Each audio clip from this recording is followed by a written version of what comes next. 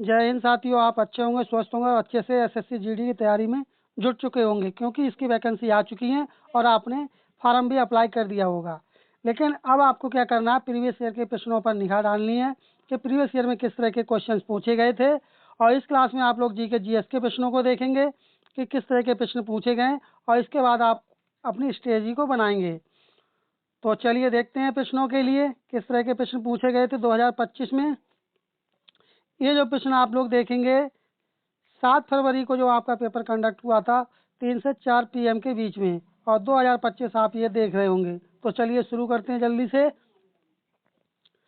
तो शुरू करते हैं क्लास के लिए।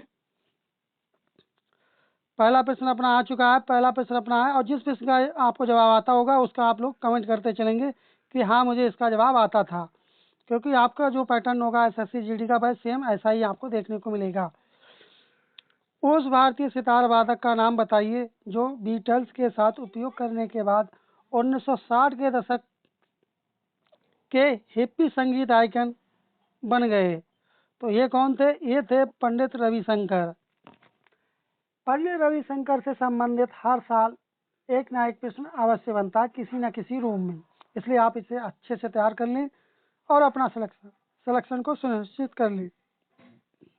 चलिए अगला प्रश्न, प्रश्न नंबर 2 है कि 1951 की जनगणना के अनुसार भारत की साक्षरता दर कितनी थी? जब 1951 में जब जनगणना की गई थी, गणना की गई थी, तो उस समय शिक्षा की दर क्या थी? तो उस समय जो शिक्षा का जो प्रतिशत था वह कितना था? 18.33% था। अब यदि आपसे पूछ ली जाए कि सबसे ज़्यादा शिक्षा की दर किस राज्य में है, तो आप उसके लिए कमेंट करके बताएंगे। ये प्रश्न आपके एसएससी जीडी के पेपर में 100% आपके बनने वाला है इस बार 2026 के पेपर में। तो चलिए देखते हैं अगला प्रश्न।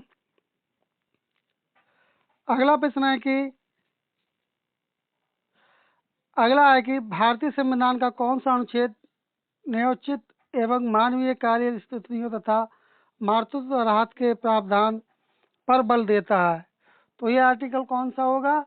तो ये आर्टिकल आपका हो जाएगा 42 हो जाएगा।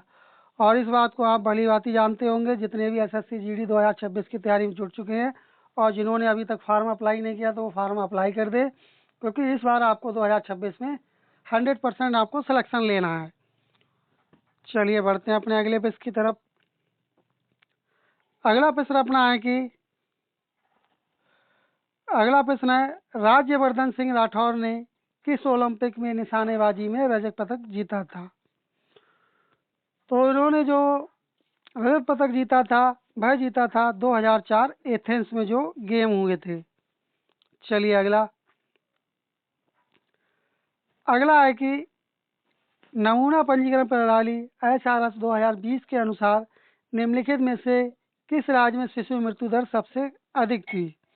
तो शिशु की जो मृत्यु दर थी वह सबसे अधिक किस में थी?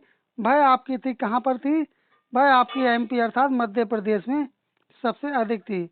और हो सकता है इस बार आपके एसएससी जीडी 2026 के पेपर में आपसे पूछे कि सबसे कम किस राज्य की थी, तो ये आपको अच्छे से तैयार करना है। और प्रीवियस ईयर के पेपर देखने से यही बेनिफिट होता है कि किस तरह के प्रश्न पूछे गए थे और हमें किस दिशा में तैयारी करनी चाहिए अपनी। चलिए अगला है कि 1856 में कार्बन डाइसल्फाइड की वाष्प को रक्त तप्त तांबे और हाइड्रोजन सल्फाइड के संपर्क में लाकर मीथेन का निर्माण किसने किया था? तो मीथेन का निर्माण पूछ लिया गया किसने किया था, तो ये किया था मार्सेलिन बर्थेलॉट ने। सेकंड वाला जो ऑप्शन होगा आपका यह सही उत्तर होगा। चलिए अगला है कि द्वितीय पंचवर्षीय योजना निम्नलिखित में से किस सांख्यिकी विद के विचारों पर आधारित थी?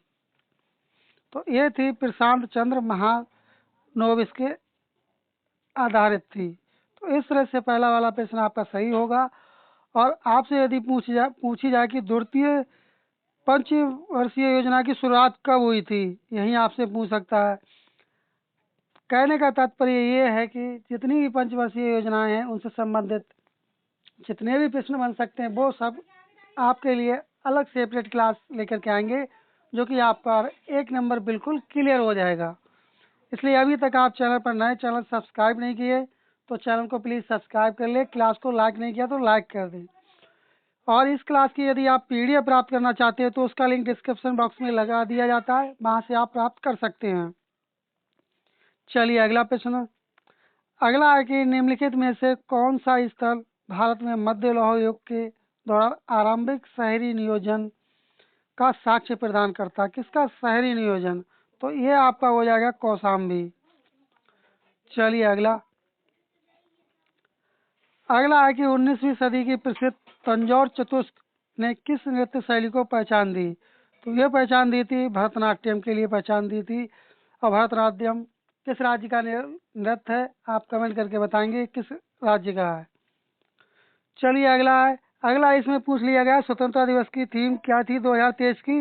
अब आपसे पूछ सकता है, ये 2025 का है, तो अब आपसे पूछ सकता है कि 2024 में या 2024-25 की आपके लिए थीम याद रखनी स्वतंत्रता दिवस की।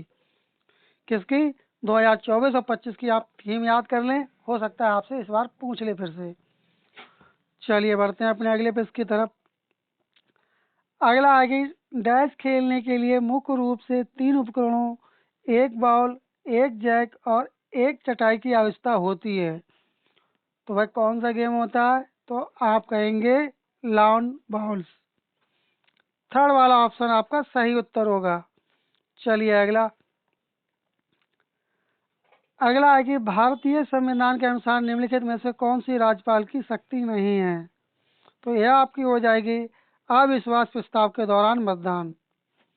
चलिए अगला। नवंबर 2024 में किस प्राधिकरण ने कोचिंग क्षेत्र में पारदर्शिता बढ़ाने के लिए नए दिशा निर्देश जारी किए? तो ये आपका हो जाएगा केंद्रीय उपभोक्ता संरक्षण प्राधिकरण। तो आपको इस प्रश्न से ये देखना किस तरह का प्रश्न ये बना था और 2026 में किस तरह का प्रश्न बन सकता है आपके एसएससी जीडी के पेपर में। चलिए अगला। अगला है कि गुरु चेवानचेरी कुन्नी रामर नायर किस भारतीय नृत्य शैली से संबंधित थे? तो जो इनका जो बेसिकली संबंध था ये था कथकली से। और आपसे यदि यही पूछ ले कि कथकली किस राज्य का नृत्य है तो आप कमेंट करके बताएंगे ये किस राज्य का है।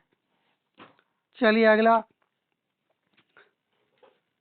अगला है कि 5वीं पंचवर्षीय योजना 1974-79 के मुख्य उद्देश्य क्या थे?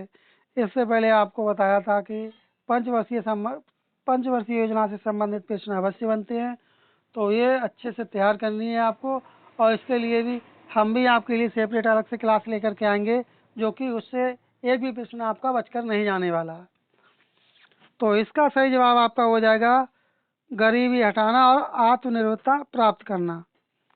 चलिए अगला देखते हैं। अगला है कि भारत के योजना आयोग के प्रथम उपाध्यक्ष कौन थे? तो कौन थे? ये थे गुलजारी लाल नंदा थे। पहला वाला ऑप्शन आपका सही उत्तर हो जाएगा। चलिए अगला। अगला है कि ब्रह्मपुत्र नदी हिमालय के किस क्षेत्र से निकलती है? तो ये जो निकलती है उत्तरी क्षेत्र से निकलती है ब्रह्मपुत्र नदी। चलिए अगला। अगला है कि निम्नलिखित में से किसके कारण मनुष्य में मोटापे की संभावना सबसे कम होती है?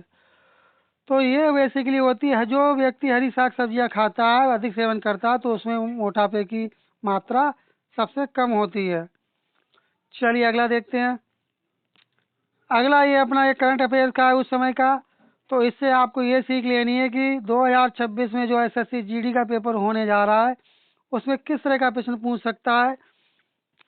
जनवरी 2024 में संयुक्त राज्य अमेरिका में भारत के राजदूत के पद से किसे सेवानिवृत्त किया गया है? तो ये थे तरणजीत सिंह सिंधु थे।